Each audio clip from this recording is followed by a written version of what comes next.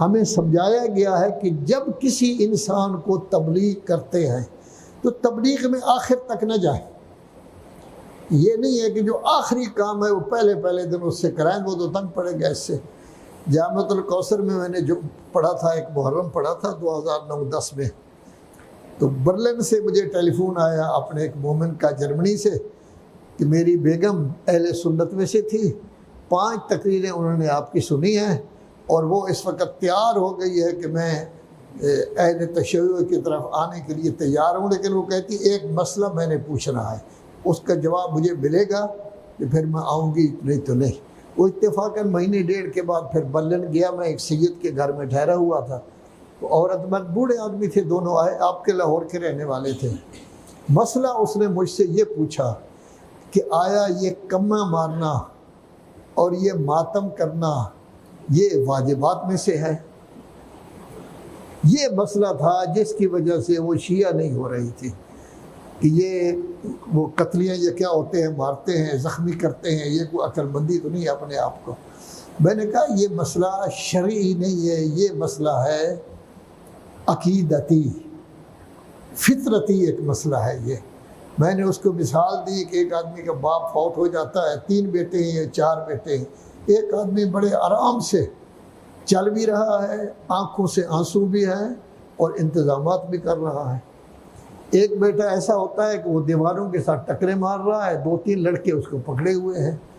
एक बेटा ऐसा है कि कभी वो सर पर मारता है, कभी टांगों पर मारता है, कभी चीख रहा है, चिल्ला रहा है। तो ये एक फितरत है, वो खामोशी से अपना रो भी रहा है, काम भी कर रहा है। और ये जो है वो, ये मैंने देखा था, ये तस्लीम ज़ैदी आज तो मेरे ख्याल में नहीं आए, इनको मैंने देखा था कि ये काम कर रहे थे, इनके 1-2 ही टकरे मार रहे थे। तो यहाँ हर जगह यही होता है। मैंने कहा ये भी फितरत का मसला है। इमाम जैसी शख्सियत जब दुनिया से गई है तो कोई टकरे मारता है, कोई अपने आप को पत्थर मारता है, कोई कुछ करता है, ये अकीदत का मसला है, वो फ़ौरन शिया हो गए। वो असल क्या है? असल है तौहीद, कि पहले पहले आप उसको कहें अगर गैर मुस्लिम है तो अल्लाह कौन है, अल्लाह का नंबर पहले है, ये जंजीरें मारने का नंबर बिल्कुल आखिर में आता है।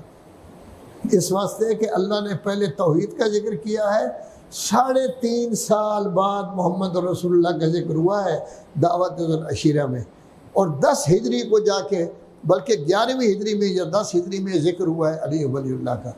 तो जो 10वीं हिजरी में आया है 22 साल बाद उसको आप पहले ले आते हैं, और जो बेचारी तौहीद है उसको आप आखिर में कर देते हैं। इस वास्ते हमारा ईमान भी तकरीबन ऐसे ही है कि हम इसकी तरफ जो है वो मुतवज्जे नहीं है।